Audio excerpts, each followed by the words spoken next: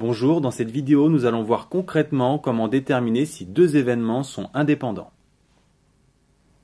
Existe-t-il un lien entre porter des lunettes et réussir en mathématiques? Pour répondre à cette question, on va s'appuyer sur une étude statistique qui nous dit que 12% des bacheliers portent des lunettes, 20% d'entre eux ont une note supérieure à 14 et 3% ont des lunettes et une note supérieure à 14.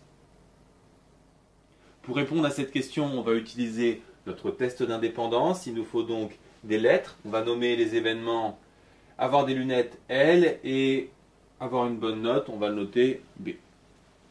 Alors, les statistiques nous disent que P de L, ça fait 0,12, P de B, 0,2. On peut facilement calculer leur produit, P de B fois P de L.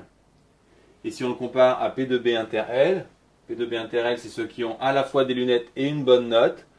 Ils sont 3%. Les probabilités sont différentes. On peut même noter que cette probabilité est supérieure. Donc les événements ne sont pas indépendants. On peut même aller plus loin dans l'interprétation. Si les événements étaient indépendants, ceux qui ont des lunettes devraient réussir à 2,4%. Or, ils réussissent à 3%. Donc avoir des lunettes apparaît comme un avantage.